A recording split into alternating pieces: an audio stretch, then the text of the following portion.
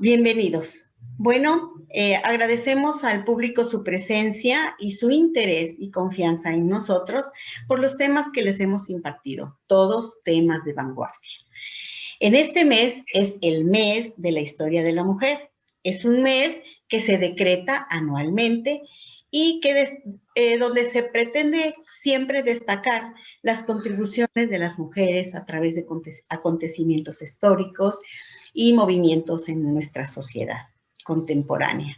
Se decreta a partir del 1 de marzo al 31 de marzo. Es todo un mes de la mujer.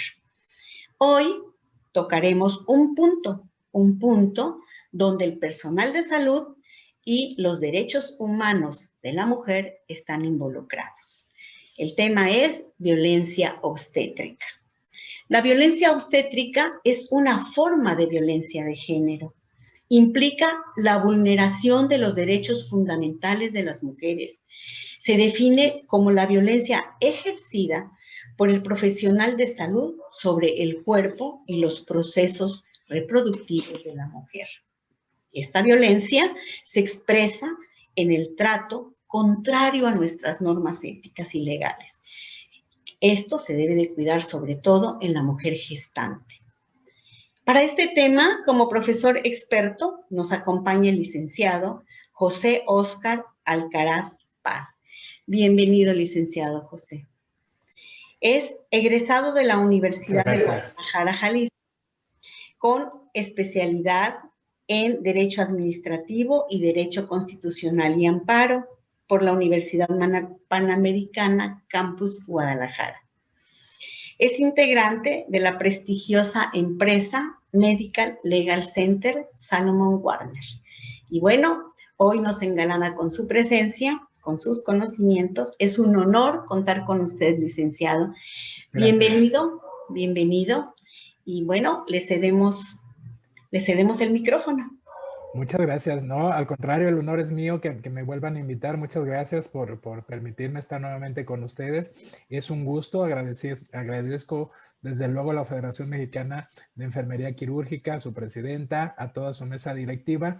Y bueno, esperamos que esta plática sea de su interés y sea para su ilustración.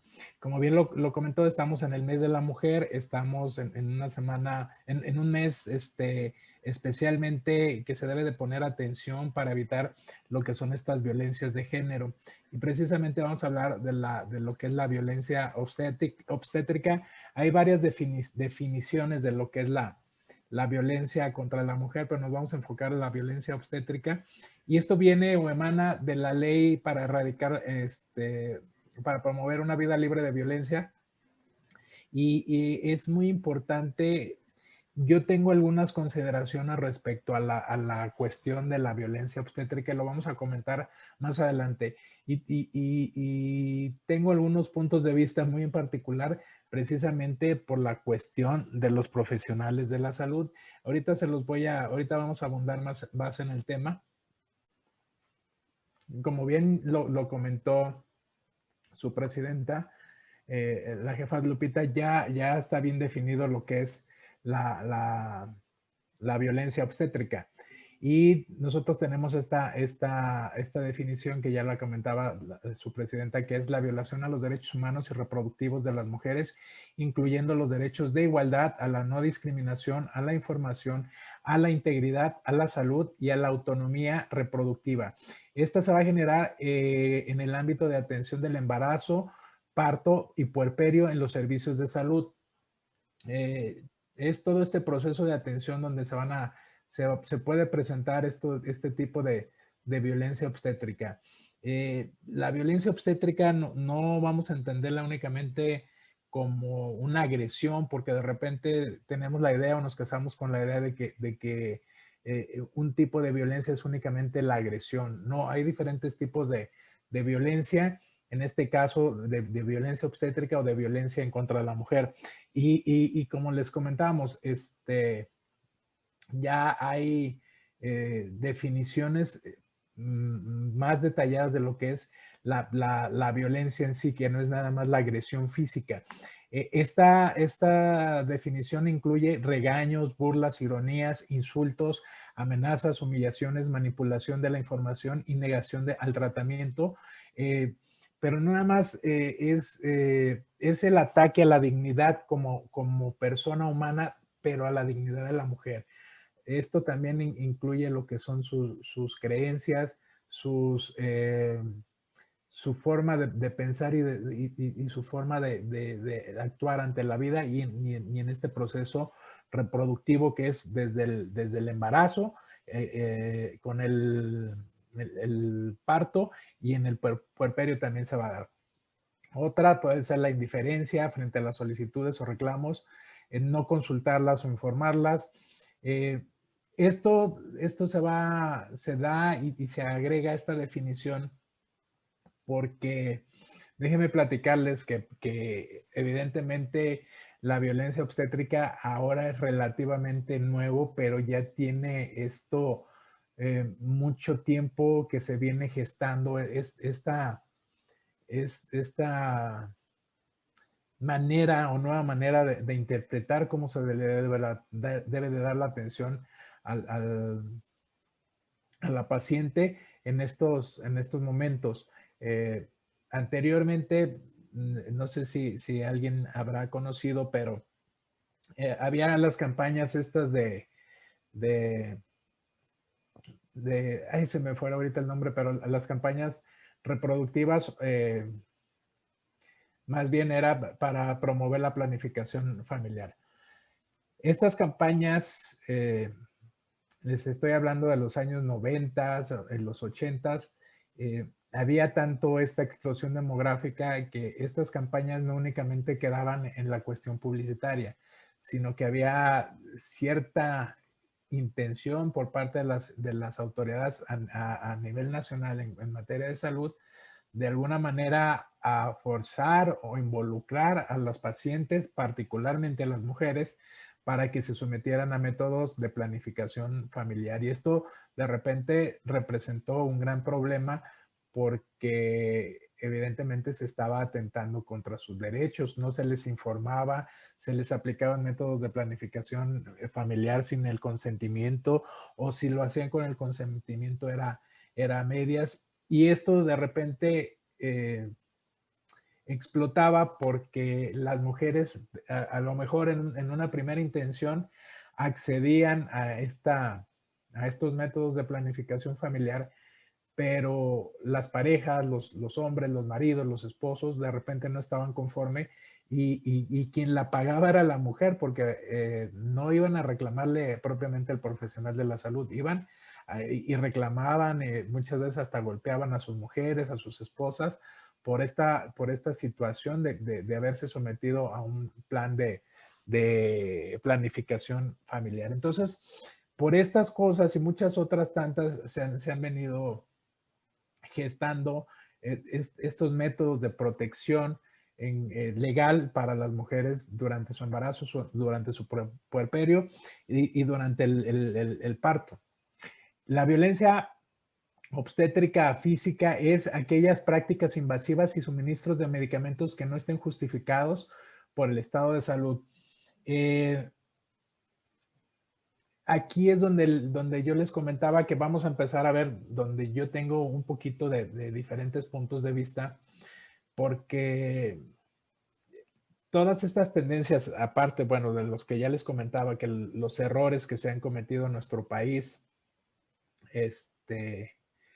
tenemos tendencias de países de primer mundo, con ideologías de primer mundo y que no tenemos en nuestro país, y no porque seamos tercermundistas, sino porque simple y sencillamente no tenemos la misma visión o la misma proyección de vida que tienen en otros países de primer mundo. Y esto es en cuanto a la cuestión de los medicamentos. Por ejemplo, hay otros países donde promueven la no medicación, las no anestesias durante los trabajos de parto. Y es por la idiosincrasia y por la manera de pensar de las personas de estos otros países. Aquí sabemos que de repente la mujer en un alto porcentaje, pues quiere disminuir el dolor, quiere que se le apliquen estos medicamentos, pero esta tendencia está pretendiendo que se modifique la forma de pensar y de trabajar en nuestro país. Ahorita vamos a ver también, se habla de cirugías de cesáreas que no sean necesarias, cuando también me parece que está un poquito desfasado. La ley las leyes de violencia obstétrica hablan de la no patologización del trabajo de parto. Esto significa que al paciente, a la paciente ya no se le tiene que decir, por ejemplo, que tiene un sufrimiento fetal agudo y por lo tanto se tiene que hacer una intervención cesárea. Ya incluso de repente los congresos de los gines están diciendo, no sé si ya vayan a desaparecer lo que es esta figura del sufrimiento fetal y se esté modificando precisamente para de alguna manera no faltar pues a esta tendencia que les estoy diciendo que es no la no patologización del trabajo de parto y consecuencia que se tenga que realizar una cesárea. También hay algunas otras situaciones que, por ejemplo, nos señalan en cuanto a lo que son las posibilidades del parto biológico, es, por ejemplo, los partos que se hacen bajo el agua. Aquí no tenemos ni las capacidades de infraestructura, ni las capacidades económicas, ni de especialidad para estar tratando ese tipo de embarazos. Y en otros países sí, porque son tendencias que se están manejando en otras latitudes y se pretende que aquí sea igual.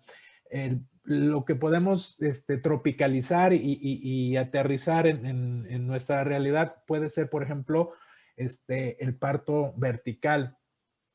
Y aquí lo que yo les comentaba, que a lo mejor no estoy tan de acuerdo en esta situación, y no estoy tan de acuerdo porque mi función, mi trabajo, toda mi vida profesional ha sido en pro de la protección del profesional de la salud. Entonces, he visto muchos reclamos, muchas demandas, muchas denuncias en contra de los médicos y del personal de enfermería porque no se atendió adecuadamente un parto. ¿Y por qué no se atendió adecuadamente? Porque de repente en una institución pública tengo censadas o tengo, por ejemplo, 50 camas sensables, pero tengo 70 pacientes. ¿Cómo voy a dar la atención a estos 20 pacientes que tengo extras de mi capacidad para poderlos atender? Es prácticamente imposible. Y esta responsabilidad no la asume ni la institución, ni el hospital, ni el Estado. Esta responsabilidad se le traslada al profesional de la salud. Entonces, en el sentido de que, por ejemplo, si tenemos un hospital si tenemos carencia de infraestructura, también tenemos carencia de personal. ¿Cómo me voy a exponer o cómo voy a exponer al profesional de la salud a estar atendiendo partos verticales cuando sabemos las complicaciones que esto implican y los riesgos que estos implican, particularmente para los productos? Y a final de cuentas, esto exige un grado de perfección al profesional de la salud que no se debe y no se puede exigir. ¿Por qué? Porque hay muchas intangibles que pueden suceder durante el proceso de atención y que por eso no se les tiene que hacer este tipo de obligaciones. Pero ciertamente hay que respetar algunos derechos y hay que adecuarnos a nuestras realidades. Y estoy de acuerdo que se realicen estas legislaciones. ¿Y por qué hablo de que se realicen? Porque no en todas las entidades federativas hay leyes de violencia obstétrica o leyes de acceso para la mujer a una vida libre de violencia. Son determinados los estados donde realmente existen estas legislaciones. Son muy pocos. También hay violencia obstétrica psicológica y esta se da con el trato deshumanizado, grosero, discriminación, humillación, cuando la paciente solicita los servicios. ¿Cómo se da esto? Y también esto era Anteriormente era muy común. Yo creo que esto ha ido desapareciendo. Cuando, por ejemplo, hemos escuchado historias que están las mujeres en las salas de parto y están los médicos diciendo, comentando obscenamente que si así gritaban cuando concebieron al producto del embarazo, que no estaban llorando así cuando estaban teniendo el sexo para procrear al hijo. Y esas son actitudes discriminatorias y son actitudes que humillan a la persona, que afectan a la dignidad humana, en lo que les comentaba inicialmente. Y ante las situaciones que comentábamos, que los errores que se habían cometido en nuestro país, esto nada más en cuestión de la cuestión de la atención obstétrica, pero esto se da o surge también en base a una convención que se da, esto es en Brasil, y es para erradicar la violencia. Es una convención que se llama Convención Interamericana para Prevenir, Sancionar y Erradicar la Violencia contra la Mujer, y se llama Convención de Belém do Pará. Belém do Pará es una población, es una región de Brasil donde se lleva a cabo esta convención, y es una especie como la comisión, son acuerdos que se llegan y que se adhieren a los pactos internacionales de los cuales México es parte integrante. Por ejemplo, esta convención o complementa lo que es la Convención Interamericana de Derechos Humanos, y la Corte Interamericana de los Derechos Humanos. Se complementan. Hay diferentes tratados que se van, desde el punto de vista de los derechos humanos, que se van complementando. Y esto, les digo, esta convención es específicamente para erradicar la violencia en contra de la mujer. Y aunque es en general, habla de todas las violencias que puede sufrir la mujer en general, sí hay un apartado que se puede aplicar y que se puede aterrizar a lo que es la atención médica, y que es nos define que es el daño, es la acción o la conducta basada en su género que cause muerte, daño o sufrimiento físico, sexual o psicológico a la mujer, tanto en el ámbito público como en el ámbito probado. Esta convención y estos derechos que surgen de esta convención son amplísimos, y es muy grande, y únicamente les puse algunos extractos para que tengamos, únicamente para contextualizar. El artículo 9 nos dice que para la adopción de las medidas a que se refiere el capítulo del que estamos hablando, se tendrán en cuenta la situación de vulnerabilidad a la violencia que pueda sufrir la mujer en razón, entre otros, de su raza, de su condición étnica, de migrante, refugiada o desplazada. En igual sentido, se considerará a la mujer que es objeto de violencia cuando está embarazada. Aquí es cuando se aterriza a la cuestión del proceso de atención. La violencia contra la mujer tiene que verse desde muchos puntos de vista, y no quiero meterme tanto en lo que son la cuestión de los derechos humanos, pero hay que ver que la mujer puede ser objeto de discriminación o de maltrato por varias circunstancias. Una, precisamente por su género, por ser mujer, por su condición, por simple y sencillamente ser mujer. Otra condición que se puede agregar a este tipo de discriminación o a este tipo de maltrato o de agresión o de violencia en contra de la mujer es que ya se está teniendo una agresión solo por el simple hecho de ser mujer. Pero imagínense que esta mujer es indígena, y ya por el solo hecho de ser indígena también se le puede estar discriminando. Y otra de las causas que se puede complementar a estos tipos de discriminación es por la cuestión de la salud. Y en este caso, si se está embarazada, sí habrá algunas situaciones que van a agravar un poquito esta violencia en contra de la mujer, porque ya no solamente es una categoría la que se está viendo reflejada en esta agresión, en esta violencia contra la mujer, porque ya son 2 o 3 cuestiones por las cuales la mujer va a estar sufriendo. Y si sobre todo en este caso aplicándola y aterrizándola al tema en particular es por el solo y simple sencillo hecho de estar embarazada. También el artículo 12 nos habla de esta misma convención de Belén do Pará, que todas las partes, todos los estados adoptarán las medidas apropiadas para eliminar la discriminación contra la mujer. Y esto implica que se tienen que estar realizando estas legislaciones, estas codificaciones en los estados mexicanos. Ya hay a nivel nacional una ley que es esta ley para erradicar para promover una vida libre de violencia, y ya hay una ley a nivel nacional. Y en cada entidad hay y se están generando estas leyes que son para erradicar la violencia en contra de la mujer.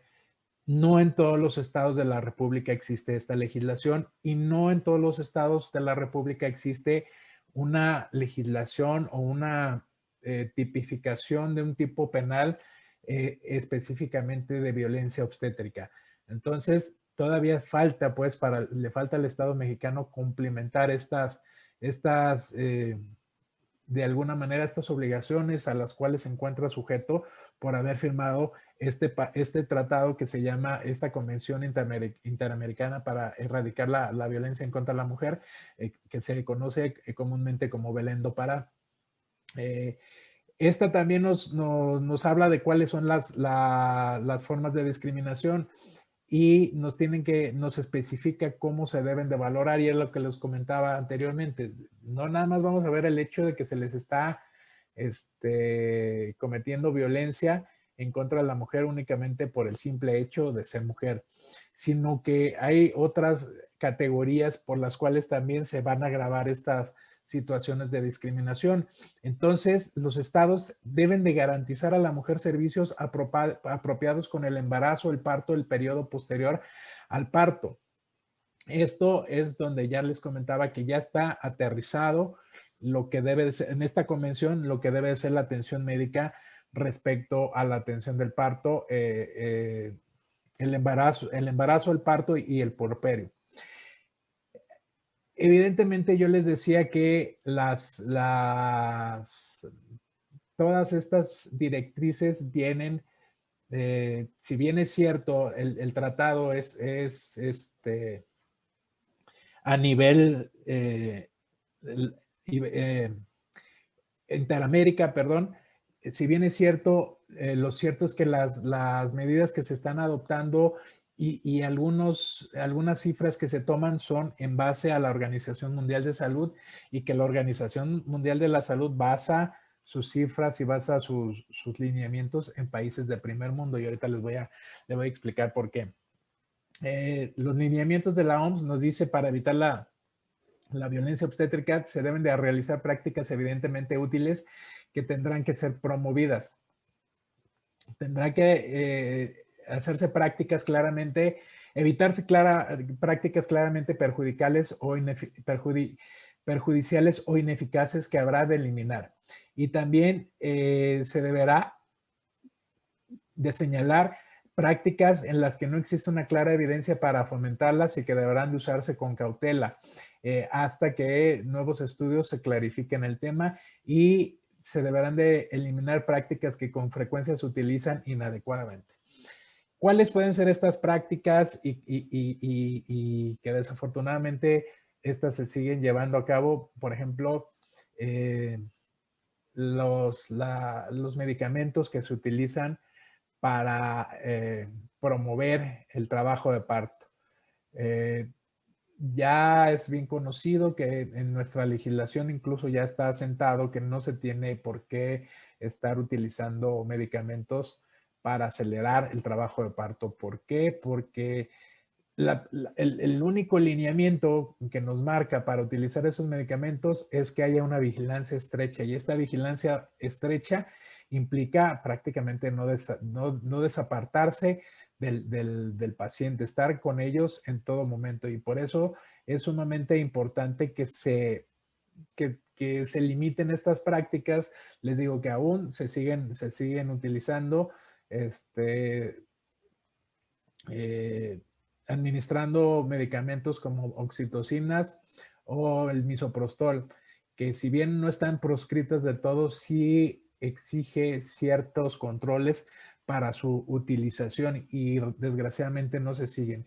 Y era lo que les comentaba, no se pueden seguir muchas ocasiones porque si se está atendiendo en una institución pública que tiene carencias de infraestructura, de equipo, de personal, pues muy difícilmente se va a poder dar una vigilancia estrecha. Por ejemplo, imagínense que en una institución pública hablamos de 50 camas sensables y que para esas 50 camas sensables de repente yo tenga 2 médicos adscritos al servicio y de esos 2 médicos tenga 4 enfermeras. No sé, se me ocurren los números. Pero de repente no me llega un médico y nada más voy a tener un médico y no me llega la otra mitad del personal y nada más voy a cubrir esos 50 camas con 2 enfermeras. Entonces es muy complicado estar proporcionando hacer una vigilancia estrecha con una paciente que no se tiene la posibilidad por falta de personal. Otras medidas es hacer las intervenciones, como ya les había comentado, las intervenciones médicas innecesarias, no hacer episiotomías, no rasurado, el monitoreo fetal. Imagínense cómo no se va a monitorizar a una paciente por sus creencias, por su manera de pensar, incluso pueden argumentar cuestiones religiosas, pero cómo no se va a estar monitorizando a la paciente y nada más por decisión de ella, no va a estar en la posibilidad de estar al pendiente del producto. También no realizar enemas como prácticas de rutina, se tiene que restringir, eso ya se los había comentado, el uso de oxitocina, analgesia y anestesia. Imagínense, eso es en primer mundo. De repente, con la utilización de estos famosos partos biológicos u orgánicos que les están llamando actualmente. Pues muchas veces aquí en nuestro país no es posible, insisto, porque en una institución pública no se va a tener la infraestructura, no se tiene la capacidad económica y no se tienen todas las herramientas necesarias. Se supone que la OMS, imagínense, tiene bajar la tasa de cesáreas entre el 10 y el 15% de los nacimientos. ¿Y por qué les digo que en este caso yo estoy en desacuerdo? No porque las cesáreas sean una práctica común y que se sigan haciendo, no por eso estoy yo en desacuerdo por esto. Insisto, en las instituciones públicas estamos en el supuesto que de repente un hospital puede tener 2 quirófanos en el área de tococirugía. Pero resulta que en esos 2 quirófanos están ocupados y yo tengo otras 2 pacientes en el área de labor que ya me están presentando una urgencia quirúrgica y yo tengo que hacer un procedimiento de cesárea. Lo voy a evitar nada más porque me lo marca la OMS cuando se está presentando una urgencia obstétrica. Esto es un absurdo total. Entonces, ahorita les voy a platicar más de las cifras que digo, las tomamos del INEGI, no sé de dónde las sacó el INEGI. Yo no creo que sean tan reales. Yo creo que ni en la práctica privada se dan estos porcentajes. Pero bueno, son cifras oficiales y es en lo que se está basando estos lineamientos pues para crear estas leyes de violencia obstétrica y para tratar de seguir los lineamientos de la OMS en cuanto a la reducción de las intervenciones cesáreas. Y creo yo que precisamente... Tantito, abogado, ¿puede acercarse un poquito más el micrófono? Estamos viendo que quieren escuchar. ¿Hay problema? Un poquito más fuerte. A ver, sí, ahí, un poquito más fuerte. ¿Ahí me escuchan? Ahí sí, ahí sí. Ok. Bueno, aquí les comento las estadísticas. Según en nuestro país, en el 2009, el INEGI nos reportaba que se tiene una tasa de 38.1% del total, que el total de nacimientos son cesáreas. Les digo, yo no sé de dónde son estas cifras. Yo no las conozco así y les digo esto no porque haya hecho un estudio, pero lo que sí sé es que tengo muy a la mano y al alcance los comentarios de todos los profesionales de la salud y sabemos que esta no es una realidad. Y también nos dice entonces que en base a esta estadística que México ocupó el 4º lugar a nivel mundial del uso de cesáreas sin indicación médica en el año 2012. Una cosa también que me parece totalmente absurdo. Nos dice que en los últimos 12 años se ha incrementado 50.3% la práctica de cesáreas.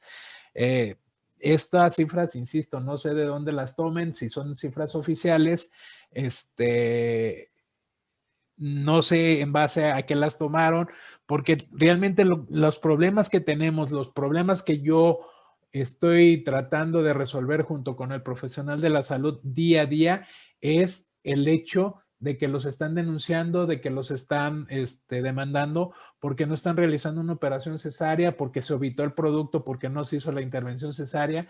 Entonces me parece estas cifras muy radicales y que salen de contexto. A final de cuentas, nos dice que el porcentaje en el sector público es del 33.7% y en el sector privado es el 60.4% de las intervenciones cesáreas en cuanto a este incremento.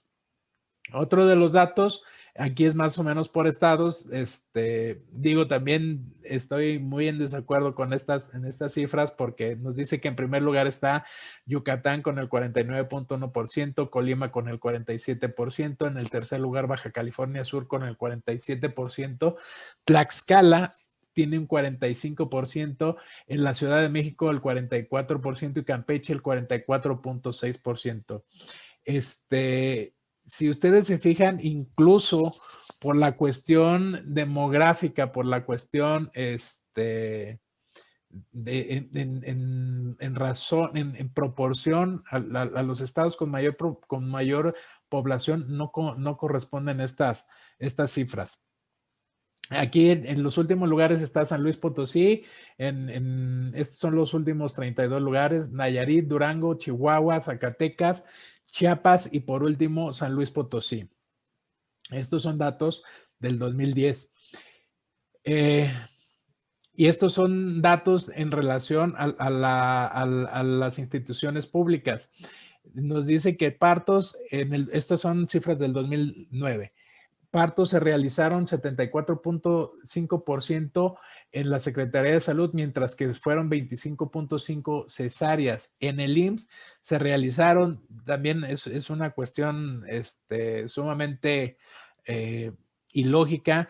En el IMSS realizaron 49% de partos y 51% de cesáreas, mientras que en el ISSSTE fueron 60.2% de partos y 39.8% cesáreas. Estos ya son cifras del 2010, van a ver que son más o menos en las mismas proporciones que estamos hablando, que realmente no varían mucho en cuanto a los años. Aquí nos habla, ya se aterrizó, ya les comentaba que ya estaban en cuanto a la norma oficial mexicana. Aquí quiero disculparme, ya la nomenclatura ya cambió, ya no es la 007 y que se llama atención de la mujer durante el embarazo, parto, puerperio y del recién nacido, ya cambió la nomenclatura, perdón, no la modifiqué. Y esto nos habla incluso, ya no habla del recién nacido precisamente por estas cuestiones de género, ya nos habla de la persona recién nacida, ya no habla del recién nacido como género masculino, nos habla ya de una persona recién nacida. Y esta norma, que es la 007, nos establece las medidas que cómo se deben de llevar a cabo la atención médica de la mujer durante el embarazo, el parto y su puerperio. Y la atención de la persona recién nacida sana. Se supone que es obligatoria, no se supone, es obligatoria para todo el ámbito de la atención médica, llámese instituciones públicas, privadas, incluso en los consultorios se tiene que llevar a cabo, cumplir con la norma. Estos son algunos lineamientos que nos marca la norma oficial mexicana y de repente también es contradictorio con las leyes de violencia obstétrica, porque, por ejemplo, la norma nos dice que se debe de propiciar la deambulación alternada de sentada con reposo en posición de sentada y de cúbito lateral para mejorar el trabajo de parto, las condiciones del feto y de la madre, respetando todas las posiciones que la embarazada desee utilizar, siempre que no exista contraindicación médica. Aquí imagínense que de repente volvemos a lo que es el parto vertical que ya les comentaba, y eso de que la contraindicación médica sí afecta a la cuestión de la persona en cuanto a sus creencias, en cuanto al parto vertical, vámonos enfocando que son, por ejemplo, algunas etnias, algunas poblaciones, algunos pueblos originarios que siguen utilizando este tipo de partos, y que por esa situación se puede catalogar como una especie de discriminación. Entonces, imagínense que no se pueda propiciar la atención como se requiera, porque a pesar de que exista una contraindicación médica porque se incrementa el riesgo, se está afectando a los derechos fundamentales de la persona o de la mujer que en este caso se está atendiendo.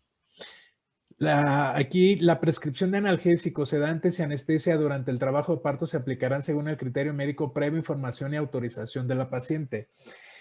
Aquí les digo que hay contradicciones, porque esto es lo que nos señala la norma, pero las leyes de violencia obstétrica, las leyes de un acceso para las mujeres, para un acceso de una vida libre de violencia, nos establecen que deberán de limitarse lo que son los analgésicos y los sedantes y la anestesia durante los trabajos de parto. Esto me parece una contradicción y es un absurdo, pues, que pone también en mucho riesgo a la persona, pues, al profesional de la salud que está atendiendo al parto. Miren, esta ya es la nomenclatura normal, que ya se modificó en el 2016 y dice que la norma 007 para la atención de la mujer durante el embarazo, parto y puerperio y de la persona recién nacida. Ya no habla de recién nacido como género masculino, habla de una persona. Es decir, para no poner títulos o géneros desde que nace a la persona. Entonces, nos habla que la inducción y la conducción del trabajo de parto, así como la ruptura artificial de las membranas, se realizará según el criterio médico previa información y autorización del paciente, debiéndose aplicar el respectivo protocolo institucional justificado por escrito realizado por el personal capacitado. Esta también es una contradicción porque las leyes de violencia obstétrica nos dice que se tienen que evitar en la medida de lo posible la inducción y la conducción del parto y sobre todo la ruptura artificial de membranas. Esto nos dice que se debe delimitar lo más posible y no realizarse a menos de que sea extraordinariamente necesario. Entonces, insisto, ponen otra vez en una complicación al profesional de la salud, pero a final de cuentas lo ponen en una disyuntiva. ¿Cuál sigo? ¿La norma oficial mexicana o la ley para en contra de la violencia obstétrica? También aquí nos habla de lo que les había comentado respecto a las leyes de violencia obstétrica. Nos dice la tricotomía o afeitado del bulbo perineal, la aplicación de enema evacuante durante el trabajo de parto y la episiotomía obedecerán a indicación médica y a la mujer deberá de ser informada previamente. Aquí la norma nos sigue insistiendo que sí se podrá hacer, que se tiene que obviamente respetar el derecho a la mujer a la autodeterminación y a la información, pero mientras por otro lado las leyes de violencia obstétrica nos limitan muchísimo este tipo de actividades. Aquí nos hablan de una indicación médica, pero la ley de violencia obstétrica nos habla de que tiene que estar estrictamente justificada y tiene que ser muy, muy metodológica la situación para implementar este tipo de acciones a la mujer durante su embarazo o durante, en este caso, su trabajo de parto. Durante el periodo expulsivo no deberá realizarse la maniobra de Chris-Teller. Eso sí, tanto en la ley de violencia obstétrica como en la norma oficial mexicana, es una práctica que está totalmente proscrita, no se debe de realizar bajo ninguna circunstancia.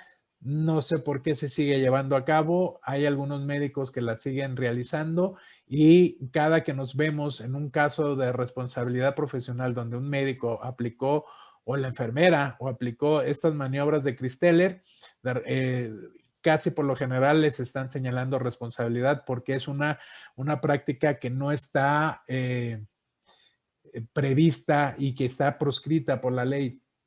Este es un ejemplo de un estado que ya tiene legislado lo que es la violencia obstétrica y se llama, está en la ley de acceso a una vida libre de violencia para las mujeres del estado de Chiapas.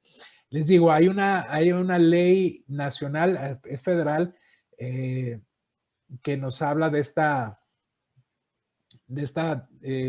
tratar de erradicar estas violencias en contra de las mujeres, pero no, en la ley federal yo no he encontrado que nos defina estrictamente lo que es la ley de violencia obstétrica.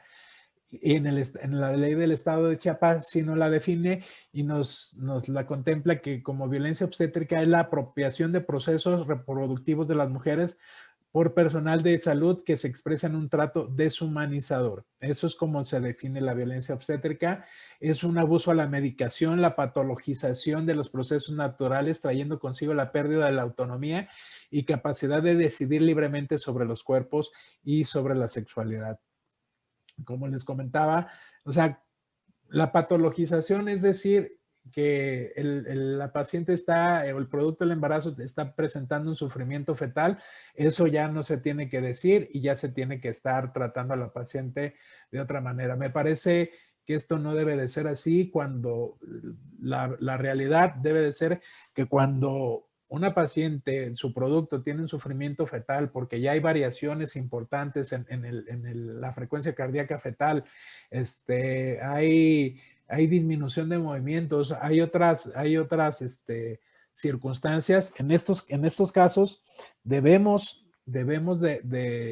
no se está patologizando, se debe de dar una atención en base a la patología que presenta la paciente. No es que uno lo esté inventando, es que la misma paciente lo está presentando y en la misma evolución de su parto se está presentando. Otra de las circunstancias que nos señala la ley de acceso a una libre de violencia para las mujeres en el estado de Chiapas es que se consideran como tal el omitir la atención oportuna y eficaz las emergencias obstétricas. Ustedes se han dado cuenta y también es muy común, por ejemplo, en los estados del sur, por ejemplo, Chiapas, en Oaxaca, de repente se sabe mucho de que la paciente tuvo su parto afuera del hospital. Insisto, esto se da porque no es porque el personal de la salud haya dicho, haya levantado ese día diciendo, bueno, la primera persona que venga aquí a recibir atención médica no la voy a atender y la voy a dejar que tenga a su bebé ahí en el patio o en el estacionamiento del hospital. Por supuesto que no. Estamos hablando de que son mujeres en Chiapas, en Oaxaca, que de repente viven en poblaciones muy alejadas de una institución de salud. Entonces, el tiempo que tardan en trasladarse muchas veces ni siquiera llegan a la recepción o van llegando a la recepción cuando tienen a sus bebés. Entonces, esto desafortunadamente las instituciones, el sector salud no lo quiere admitir porque es una deficiencia en cuanto al sector salud, no es una deficiencia en cuanto al profesional de la salud. O insisto, si ya llegó la paciente y únicamente tengo 50 camas censadas, pero aparte, tengo otras 20 que están fuera del censo y los estoy atendiendo en camilla, los estoy atendiendo incluso en cartones en el piso. ¿Cómo voy a atender a una persona más si ya, incluso hasta físicamente es imposible? Esto es el otro absurdo que les comentaba, pero esto se da particularmente en Chiapas porque ahí hay muchas etnias. El obligar a la mujer a parir en posición supina y con las piernas levantadas, asistiendo en los medios necesarios para la realización del parto vertical. Esta es motivo ya de una violencia obstétrica como tal en el estado de Chiapas. Obstaculizar el apego precoz al niño o la niña con su madre sin causa médica justificada, negándole la posibilidad de cargarlo y amamantarlo inmediatamente después de nacer.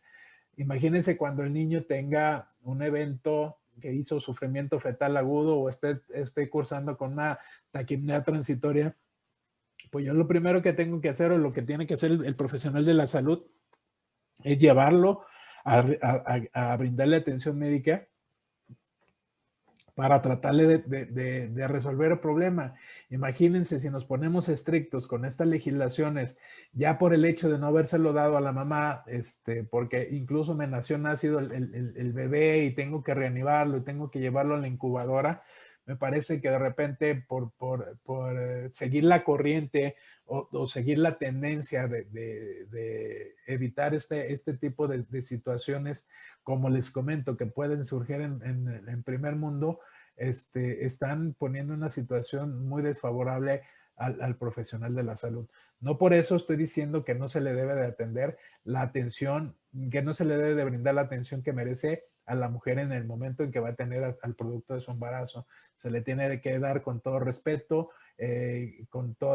respetando su dignidad como mujer, si pertenece a una etnia, respetando ese respeto a esa etnia. Si pertenece a algún credo religioso, también se debe de dar este respeto, pero también debemos de ver cuál es la cuestión o desde el punto de vista científico qué le va a convenir en el momento de atención a ese paciente.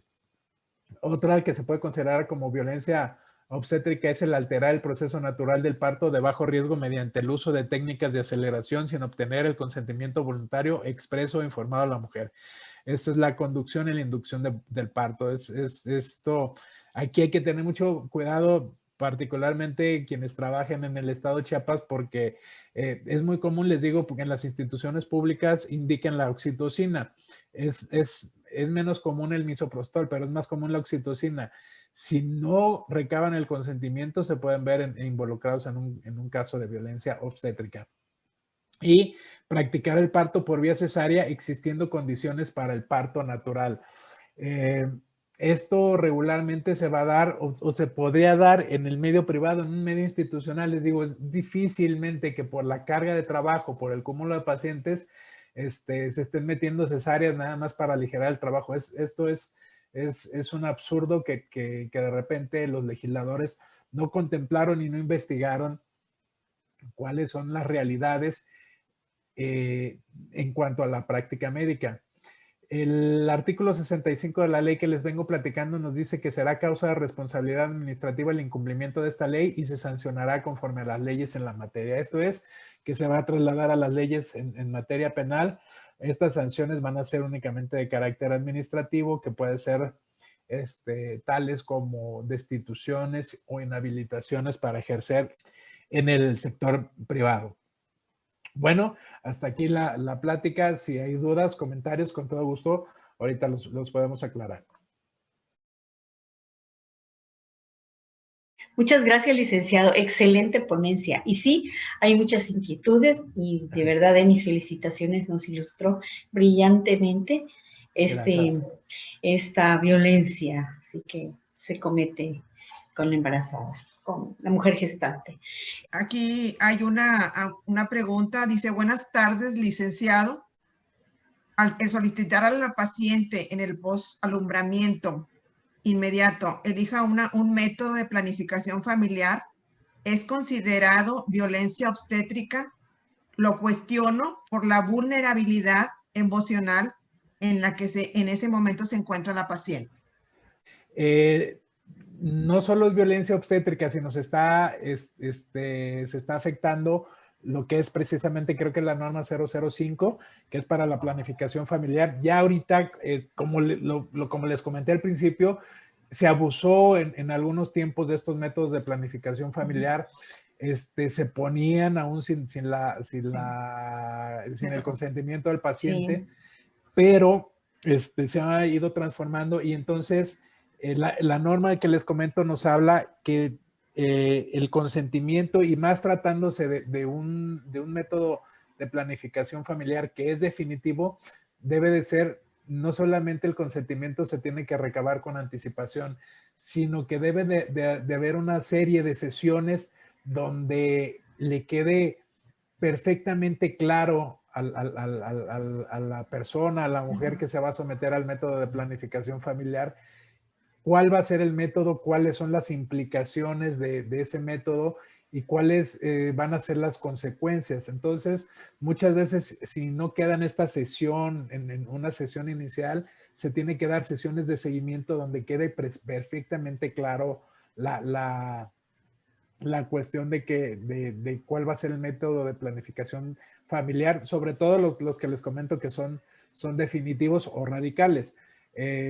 Anteriormente sí me llegó a tocar asuntos donde la paciente firmaba un consentimiento, no inmediatamente después del parto, de la cesárea, sino justamente antes, y por ejemplo firmaban una OTB. Y anteriormente ellos argumentaban esto, la cuestión emocional por la cual estaban sufriendo, los dolores por los que estaban padeciendo, no era factible pues que hubieran otorgado realmente su consentimiento, porque su conciencia estaba perturbada por estos dolores, por esta situación emocional, pero aún así ya no tenía caso porque habían firmado el consentimiento. Entonces, y había testigos que habían firmado ese consentimiento. Hoy no. Ya hoy ya es diferente, se tiene que elaborar el documento previamente y, insisto, incluso pueden ser sesiones de seguimiento hasta que la persona entienda perfectamente lo que está firmando y a qué se va a someter. Sí, inclusive a mí me tocó ya hace tiempo que la paciente que paría, inmediatamente ponle el dispositivo intrauterino, sin pedir permiso. Todas las pacientes salían con dispositivo. Entonces, era una práctica común y por eso se ha ido reformando todo esto. Qué bueno. Obviamente en respeto a esta situación, a estos movimientos, no nada más por la cuestión del embarazo, les digo, por toda la violencia de la que han sido objeto las mujeres históricamente. Entonces, precisamente esta convención de que yo les hablaba para erradicar la violencia en contra de la mujer, Belén do Pará, se da precisamente a causa de algunas situaciones que se dieron en Latinoamérica, en Sudamérica particularmente, que motivaron que se hiciera esta convención y que se hiciera, es un tratado pues donde firmaran los estados latinoamericanos comprometiéndose a evitar este tipo de violencia. Sí, ¿qué nos puede por favor compartir sobre las mujeres que por sus creencias religiosas no autorizan un consentimiento informado para hemotransfusiones en caso de requerirse? Ok, es muy buena pregunta. Quiero comentarles que todos los días nos reunimos del cuerpo de abogados de Medical Legal Center y estamos tratando tópicos. Y precisamente habíamos tratado una resolución de la Suprema Corte de Justicia de la primera sala donde se trataba de una menor de edad donde no se estaba aceptando el tratamiento, la pequeñita tenía un cáncer, necesitaba un tratamiento de quimioterapia y necesitaba transfusiones. Entonces, desafortunadamente los padres no querían dar su consentimiento, se tuvo que acudir al Ministerio Público, el Ministerio Público ejercita unas funciones de tutela y ordenan al hospital, ¿sabes qué? Ponle su sangre, inicia el tratamiento a base de su quimioterapia y ante esto los padres promueven un amparo y en el amparo la corte resuelve que independientemente de que sean sus padres, ellos no tienen el derecho sobre la salud de su menor hija. Entonces ordenan que se siga suministrando el tratamiento muy a pesar de sus creencias religiosas. Bueno, y este fue el tópico y estuvimos tratándolo de sentar únicamente para definir el criterio. Paciente que requiere una hemotransfusión que es independientemente de la etnia, independientemente de la cuestión religiosa, más bien es más enfocada a la cuestión religiosa. Si se trata de una urgencia real como tal, yo no requiero el que me firme un consentimiento informado, porque así lo prevé el artículo 81 del reglamento de la Ley General de Salud en materia de prestación de servicios médicos. Basta con que yo, como profesional de la salud, haga constar y que me firmen 2 testigos donde me están constatando que se trata de una urgencia real y que necesita el procedimiento. ¿Y qué es una urgencia real? La Ley General de Salud, las normas oficiales mexicanas nos lo definen como todo problema médico quirúrgico agudo que requiera la atención inmediata porque esté en peligro la pérdida de la vida o en riesgo la pérdida de una función o de un órgano. En este sentido, si se trata de un caso en particular de estas características, yo no requiero consentimiento informado. Si es una cuestión electiva y el paciente o la paciente se niega, me lo tiene que dejar constancia también en el consentimiento informado. Los consentimientos informados deben de contener también un capítulo no solo de aceptación, sino un capítulo de denegación.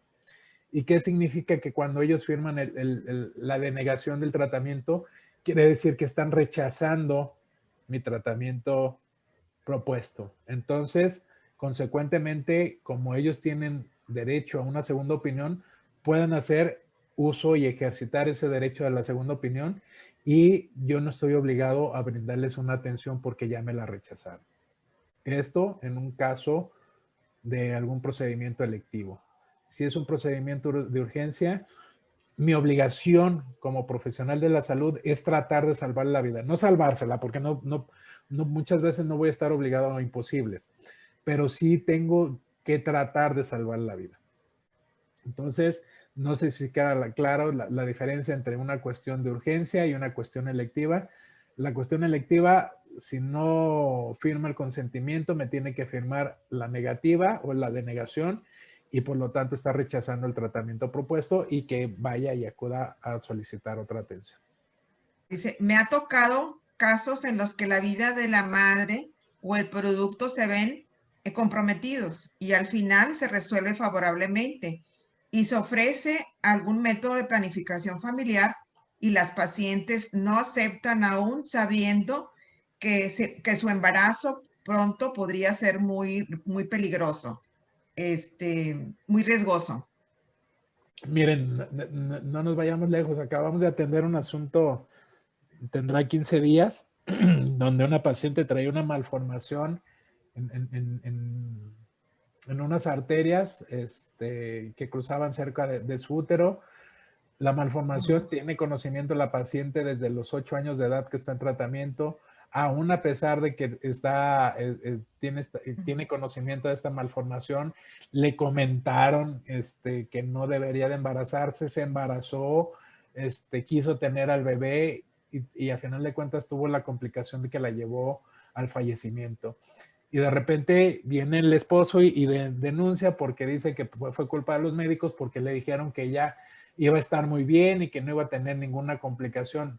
Y uno dice en esos casos, bueno, ¿cómo es posible que argumentes que no va a tener problemas si tú mismo estás poniendo que son conocedores que desde los 8 años de edad tienes un problema que enfrentas este riesgo tan importante y que tú decidiste someterte a él? Pues ya va a ser responsabilidad tuya. En lo que son peras o son manzanas, involucran al personal de salud y bueno, se tiene que hacer frente. Cuando se sucede este caso de que se nieguen a firmar el consentimiento a pesar de que sabe que implica muchos riesgos, en ese momento déjenlo, procuren en lo sucesivo tratar de informarles, de recabarlo, pero en base a esta norma que les estoy comentando. Se tienen que hacer sesiones, se tiene que explicar perfectamente, pero no tiene que ser inmediatamente después del parto, porque lo que primero que les van a argumentar es que no estaban en las condiciones cognitivas para poder firmar el consentimiento y por lo tanto no es válido porque no se les violentó el derecho a la información y se les violentó el derecho a la autodeterminación porque no estaban en condiciones de precisamente entender lo que se le estaba comentando o lo que se le estaba dando a firmar. Yo creo que es bueno un tiempo, ¿verdad? Es un Así tiempo, es. ese es un tiempo bueno para poder que ella lo pueda meditar. Gracias, Exactamente. gracias, licenciado. No, Obedeciendo a la pirámide de Kelsen, con base a la pirámide de Kelsen. Dice, podemos únicamente apegarnos a la Convención de Belén do Pará o a la OMS y no a la NOM. Ya que la de Kelsen es fundamental. Va de arriba la Constitución y los pactos internacionales, después los legales y abajo Entonces, en base a la pirámide de Kelsen, podemos prestar más atención a los pactos internacionales que a la norma. evidentemente, si nos ponemos a hacer esa valoración, esa prelación, evidentemente la norma está en el escalón más abajo de la pirámide de Kelsen. Sí, claro. Entonces, sobresalen los tratados internacionales. Yo, obviamente, las pláticas y los comentarios que les hice fue a títulos personal. A mí que me parecían absurdos y contradictorios algunas situaciones, pero son meramente título personal. Definitivamente, hay que apegarnos a lo que nos marca los tratados internacionales con una salvedad, y esta salvedad es siempre y cuando no contravengan a la Constitución. Si es así, ningún tratado va a estar ni al igual y mucho menos por encima de la Constitución. Algunas mujeres llegan en trabajo de parto sin ir a pláticas previas y desconocen este proceso.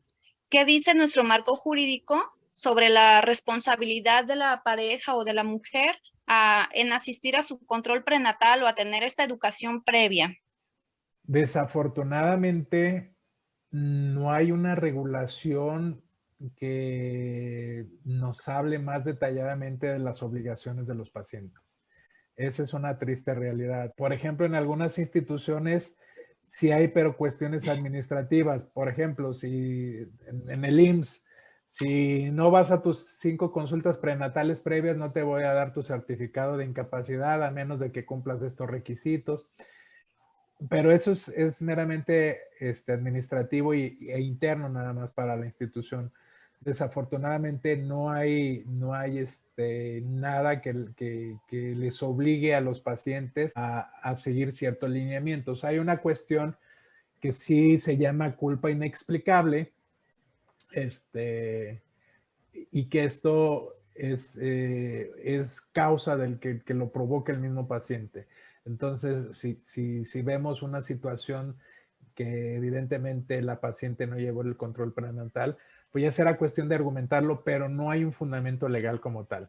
Hay que ser, esto va a ser en base a dictámenes periciales y en base pues a los elementos que haya en el procedimiento legal que se haya instruido en contra del profesional de la salud. Dice, ¿qué implicación legal tendría el personal de enfermería cuando el cirujano pasa a sala quirúrgica a la paciente para cesárea, cuando ésta no ha firmado el consentimiento y solo existe la autorización firmada por el representante, me imagino que por su esposo o la mamá, y ella no tiene ninguna patología, o sea, no es para cesárea, por así decir? Los consentimientos informados, la obligación de elaborarlos es de quien va a realizar el procedimiento. Entonces, la obligación corresponde al médico. Acuérdense que ustedes como personal de enfermería tienen sus funciones, que son dependientes, independientes e interdependientes. Entonces, cuando ustedes pasan a un paciente a quirófano y empiezan a preparar y empiezan a, son medidas rutinarias que no van a tener responsabilidad porque ustedes no van a atender la cesárea, no van a abrir, no van a suministrar medicamentos. Lo que van a hacer en determinado momento, van a proporcionar material, van a estar circulando, van a estar a lo mejor pasando al instrumental, y que eso pues no va a haber responsabilidad para el personal de enfermería, definitivamente. Una última pregunta, me causa ruido, perdón. Sí, Lo que sí, pasa sí. es que nos habló, licenciado, de la ley, nos habló de la ley para la no violencia, pero era de Chiapas. Ajá. ¿Existe Sí. en algunos otros estados de la República este tipo o nomás fue un ejemplo? Ahí existe a nivel nacional. Es la ley federal para La no violencia contra... es una vida libre, una vida libre de violencia para las mujeres. Es una ley federal. Sí. Yo la última vez que lo consulté, ahí nos habla de toda la violencia en general, no nada más de la violencia obstétrica. La última vez que la consulté, en el lugar donde la consulté no estaba, había un proyecto de reforma de esta ley donde se iba a adicionar esta definición de violencia obstétrica.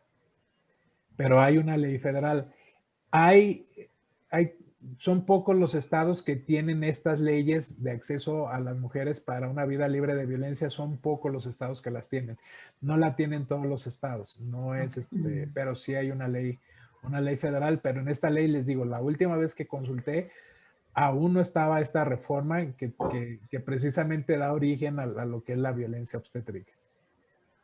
Okay. Pero se entiende que ya está precisamente por los tratados internacionales. Ahorita el comentario que nos hablaban, que aun cuando no esté en la ley, se deben de seguir por esta cuestión de